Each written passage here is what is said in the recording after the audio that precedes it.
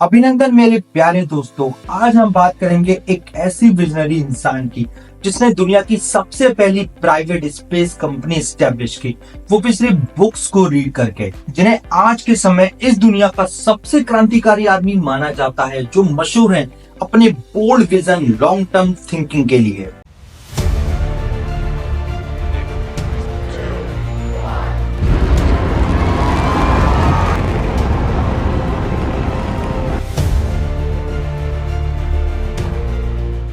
जी हाँ, मैं बात कर रहा हूँ youngest world richest billionaire Elon Musk की, जो 2021 में $150 बिलियन की नेटवर्थ के साथ दुनिया के नंबर 1 रिचेस्ट इंसान बने और अपनी पोजीशन को मेंटेन करते हुए 2024 में $346.3 बिलियन के साथ आज भी वर्ल्ड के नंबर 1 रिचेस्ट इंसान है।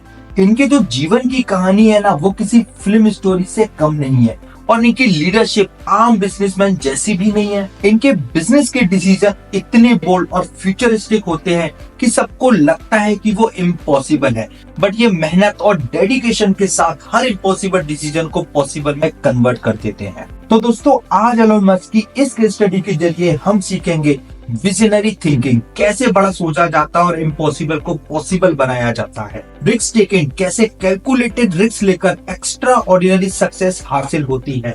वर्क एथिक, कैसे अपने एफर्ट को मैक्सिमम लेवल तक पुश करते हैं और कंसिस्टेंटली डिलीवर करते हैं। इनोवेशन एंड प्रॉब्लम सॉल्विंग, कैसे इम्पॉसिबल प्रॉब्लम के क्रिएटिव सॉल्यूशन निकालते हैं। रेसिलेंस, कैसे हर फेलियर के बाद दोबारा उठ के अपने गोल्स की तरफ बढ़ा जाता है।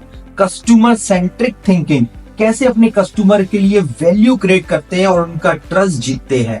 कंटिन्यूअस लर्निंग, कैसे लाइफ लॉन्ग लर्निंग से अपनी नॉलेज और ग्रोथ को अनस्टॉपेबल बनाते हैं। अगर आप भी अपने करियर में कुछ बड़ा करना चाहते हैं, अपने बिजनेस को नई हाइट्स तक ले जाना चाहते हैं, तो ये वीडियो आपके लिए है। सो इस वीडियो को लास्ट तक पूरा देखना और वीडियो अगर अच्छी लगे तो चैनल को सब्सक्राइब कर लेना ऐसी अमेजिंग वीडियोस के लिए। तो चलिए एलोन मस्क की अमेजिंग जर्नी और बिजनेस लर्निंग के लिए वीडियो की शुरुआत करते हैं। ऑन 28 जून 1971 एलोन मस्क का जन्म साउथ अफ्रीका के पेट्रोट में हुआ था।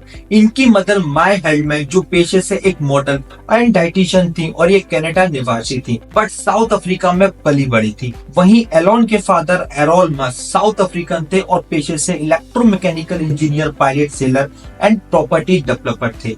एलोन मस्क के जन्म के 9 साल बाद 1980 में उनके माँ बाप का डिवोर्स हो गया और डिवोर्स के बाद एलोन अपने फादर के साथ रहने लगे। एलोन मस्क अपनी स्कूलिंग साउथ अफ्रीका के ब्रांसटन हाई स्कूल से कर रहे थे और इसी स्कूल में एलोन मस्क के साथ एक बड़ा हादसा होता है। एलोन को बुलिंग का सामना करना पड़ता है। एलोन को एक लड़के और उनके दोस्तों ने कंक्रीट स्टेज से धक्का देकर नीचे गिरा दिया और बुरा हाल होने तक पीटा। इस अटैक के कारण एलोन को सेवरल इंजुरीज हुई, जिनकी वजह से उन्हें हॉस्पिटल में एडमिट करना पड़ा। इस हादसे के बाद एलोन ने स्कूल जाना काफी कम कर दिया और वो घर पर बैठकर बुक्स पढ़ने लगे। बुक्स पढ़ते पढ़ते उनके अंदर बुक रीडिंग हैबिट डेवलप हो गई। एलोन ने 1 साल के अंदर इतनी बुक्स पढ़ ली कि जितनी एक बंदा पूरी ग्रेजुएशन के दौरान पढ़ता है। इसी रीडिंग हैबिट ने एलोन का माइंड ऐसा डेवलप किया कि सिर्फ 12 साल की कम उम्र में उन्होंने अपना पहला वीडियो गेम ब्लास्टर बनाया और उस गेम को $500 में बेच दिया। दोस्तों, यहाँ से हम एलोन मस्क की गुड रीडिंग हैबिट को पकड़ना चाहिए और रीडिंग हैबिट को अपने अंदर डेवलप करना चाहिए। दोस्तों, ये बुक्स ही हैं जो हमें नॉर्मल पर्सन से एक्स्ट्रा ऑर्डिनरी बना सकती हैं। जितने भी सक्सेसफुल बिजनेसमैन हैं, उनके अंदर ये रीडिंग हैबिट होती ही है जो उन्हें फर्श से अर्श तक ले जाती है। सो कुछ बुक्स मैं आपको यहाँ रिकमेंड कर देता हूँ, आप वो जरूर पढ़िए।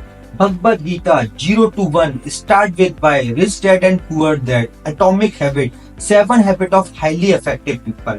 इन बुक्स के साथ साथ अपने इंटरेस्ट के हिसाब से बुक्स को रीड करने की आदत डाली। एलोन अपनी लर्निंग एंड हायर स्टडीज के लिए कनाडा जाना चाहते थे, इसलिए एलोन ने अपनी मदर के बिहाफ पर कैनेडियन पासपोर्ट हासिल किया और 1990 में वो कनाडा शिफ्ट हो गए। वहाँ एलोन ने Queen's University Kingston Ontario join किया और 2 साल बाद एलोन ने यूनिवर्सिटी ऑफ पेनिसिलिया ट्रांसफर कर लिया, जहां उन्होंने 1995 तक अपनी स्टडीज कंटिन्यू की। यहाँ उन्होंने फिजिक्स और इकोनॉमिक्स में स्पेशलाइजेशन की। अब्रॉड में हायर एजुकेशन काफी कॉस्टली है, इसलिए आपने देखा होगा कि कई सारे स्टूडेंट अर्निंग करना शुरू कर देते हैं, जिससे वो अपने खर्चे उठा पाए और स्टडी को कंटिन्यू कर पाए। एलोन ने भी ऐसा ही किया, अपने ट्यूशन फीस को कवर करने के लिए बड़े टिकट हाउस पार्टीज होस्ट किए, जो काफी पॉपुलर और प्रॉफिटेबल है। साथ ही उन्होंने एक बिजनेस प्लान भी लिखा था, एक इलेक्ट्रॉनिक बुक्स स्कैनिंग सर्विसेज के लिए, जो गूगल बुक जैसी ही थी। 1995 में एलोन मस्क ने अपनी पहली कंपनी Zip2 शुरू की थी। ये एक सिटी गाइड सर्विस थी जो न्यूज़पेपर को ऑनलाइन प्रेजेंस देने की मदद करती थी। इस कंपनी को एलोन मस्क और उनके भाई ने पालो ऑल्टो के एक छोटे से रेंटेड ऑफिस में शुरू किया, जहां एलोन हर रात वेबसाइट का कोडिंग खुद करते थे। एलोन मस्क चाहते थे कि Zip2 का मर्जर सिटी सर्च के साथ हो जाए और वो सीईओ की पोजीशन को संभाले।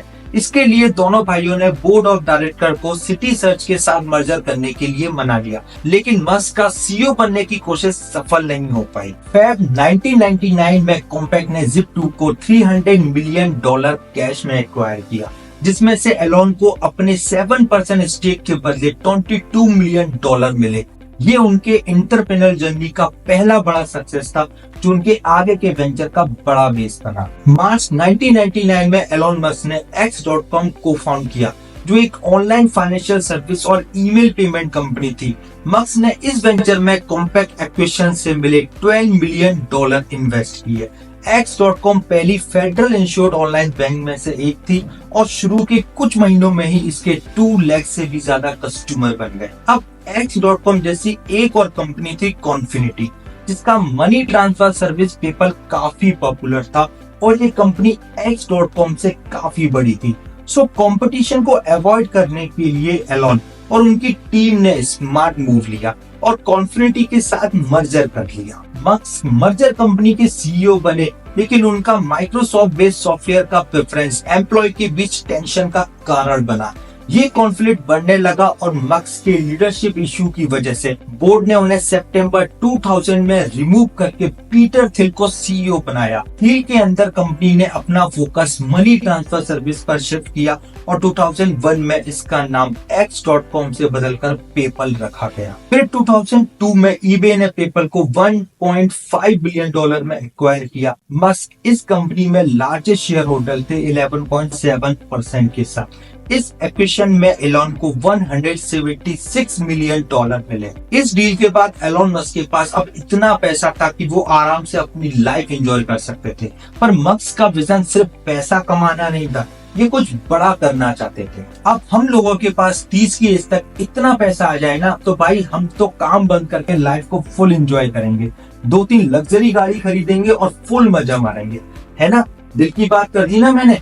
बट एलोन मस्क इससे काफी डिफरेंट सोचते थे। एलोन को शुरू से ही स्पेस में काफी इंटरेस्ट था। अर्ली 2001 में एलोन ने नॉन प्रॉफिट मार्स सोसाइटी के साथ काम करना शुरू किया और मार्स पर एक प्लांट ग्रोथ चैम्बर लगाने का फंडिंग प्लान डिस्कस किया। दोस्तों, प्लांट ग्रोथ चैम्बर एक कंट्रोल एनवायरनमेंट होता है जहां प्लांट्स को ग्रो करने के लिए आइडियल कंडीशन क्रिएट की जाती है। ये चैम्बर स्पेशली डिजाइन होता है ताकि टेम्परेचर, ह्यूमिडिटी, लाइट और एयर क्वालिटी को प्रीशियसली कंट्रोल किया जा सके, ताकि प्लांट्स का ग्रोथ ऑप्टिमाइज हो। नॉलेज के लिए इस प्लांट ग्रोथ चैम्बर को थोड़ा समझ लेते हैं। इस चैम्बर के मेन फीचर्स होते हैं, पहला टेम्परेचर कंट्रोल, जिसमें प्लांट के लिए सुटेबल टेम्परेचर मेंटेन किया जाता है जो उनके ग्रोथ साइकिल के लिए जरूरी होता है।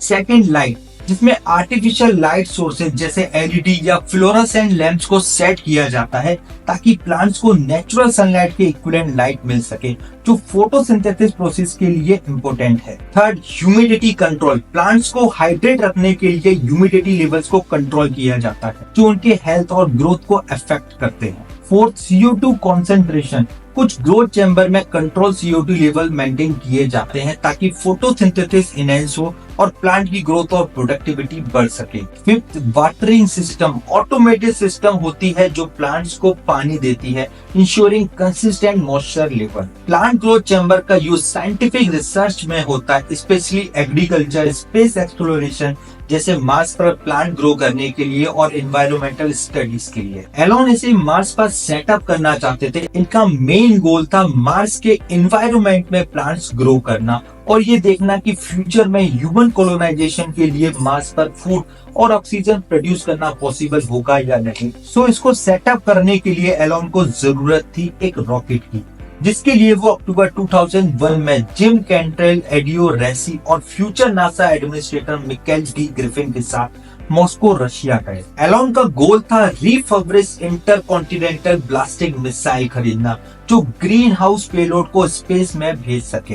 एलोन मस्क ने रशियन कंपनीज एनपीओ, लोवाचिन और कॉसमोट्रास के साथ बात की, लेकिन उन्हें एक नोविस के रूप में देखा गया। नोविस उन लोगों को कहा जाता है जो किसी भी चीज के नए शौकिया होते हैं। इसी वजह से उनका एग्रीमेंट नहीं हो पाया और टीम बिना किसी डील के यूनाइटेड स्टेट वापस आ गई। फरवरी 2002 में ये ग्रुप फिर से रशिया गया और वहां कॉसमोट्रास के साथ अपनी बातचीत कंटिन्यू की।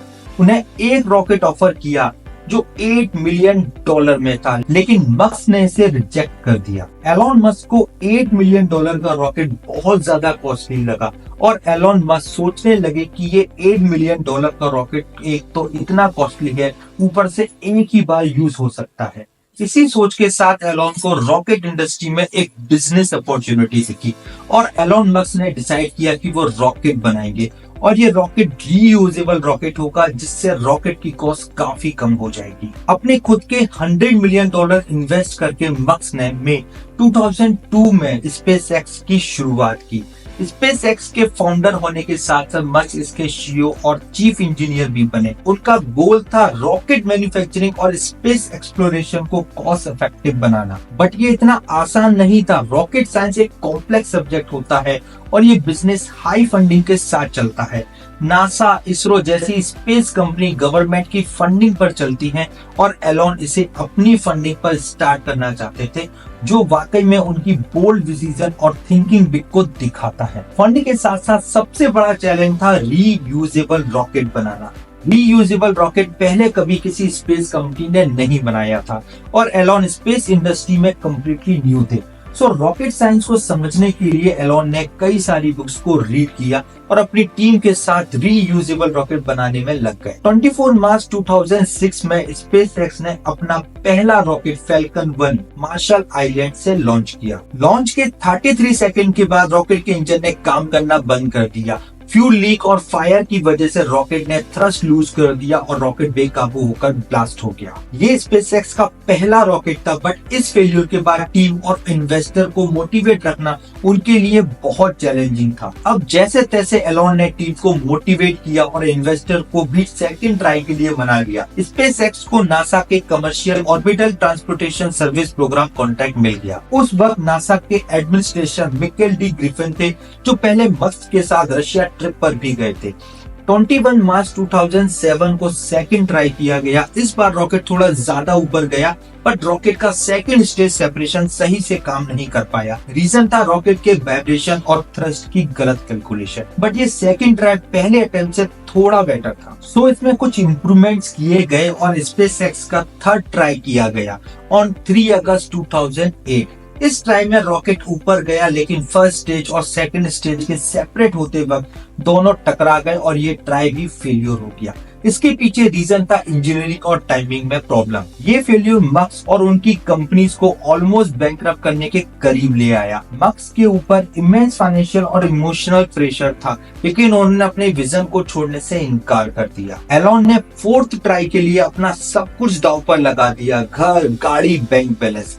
ये फोर्थ ट्राई में फेल्यूर का मीनिंग था कि एलोन मस्क कंप्लीटली बैंकरप्ट हो जाते, बट इस रिस्क के साथ फोर्थ ट्राई किया गया ऑन 28 सितंबर 2008। स्पेसएक्स ने फाइनली अपना पहला मेजर माइलस्टोन अचीव किया, फैल्कन 1 को सक्सेसफुली अर्थ ऑर्बिट में लॉन्च करके।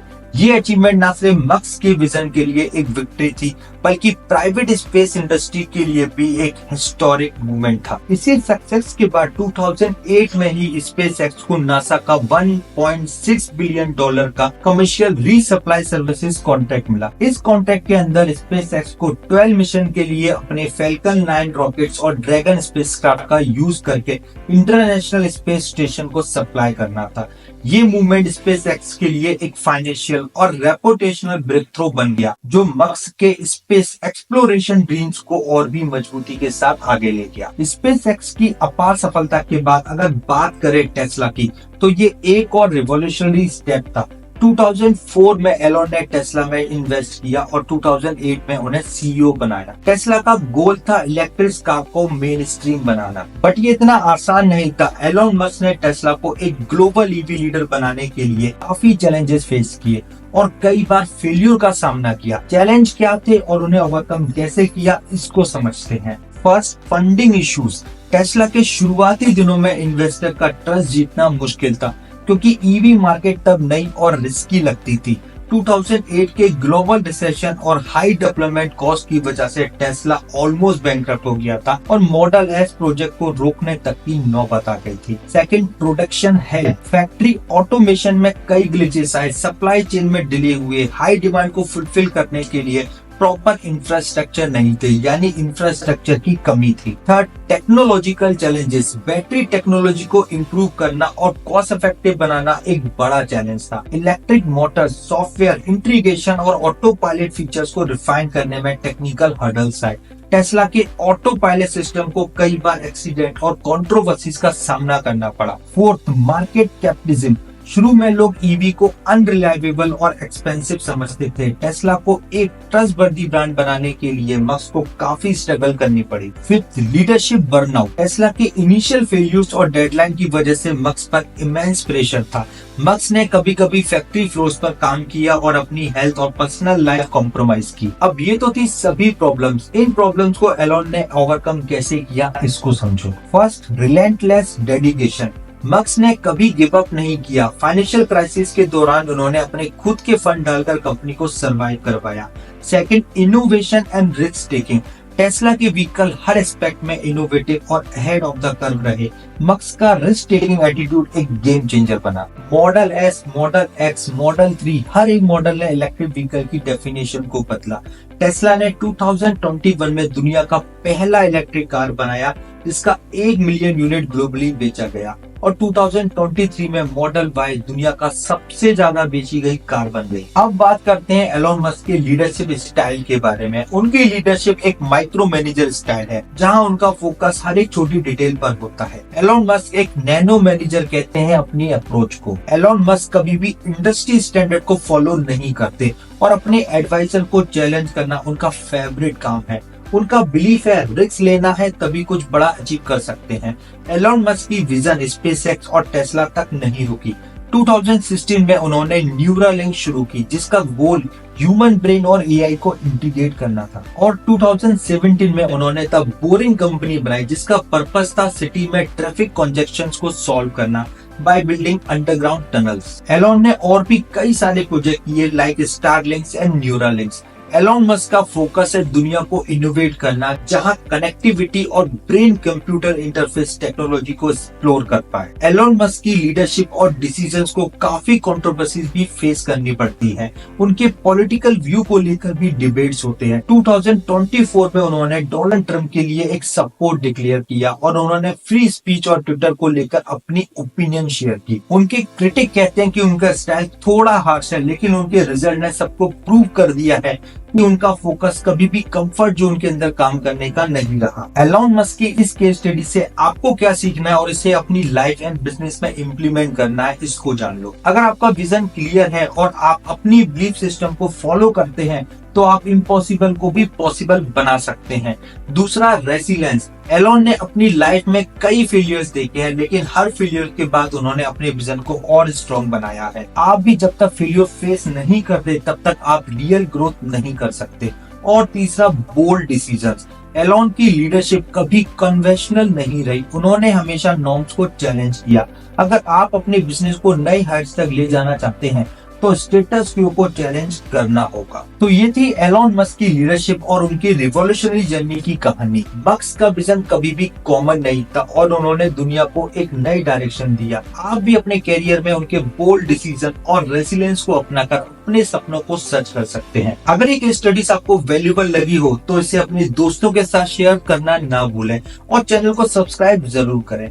आपका ये सब्सक्रिप्शन मुझे मोटिवेट करेगा और ये इंश्योर करेगा कि आपको अमेजिंग केस स्टडीज और बिजनेस नॉलेज रेगुलरली मिलती रहे। बेल आइकन दबाना ना भूलें ताकि आपको मेरी अगली वीडियो का नोटिफिकेशन मिल सके। धन्यवाद। अब चलता हूँ और एक इंटरेस्टिंग केस स्टडी बनाने में। मिलते हैं अगले वीडियो में।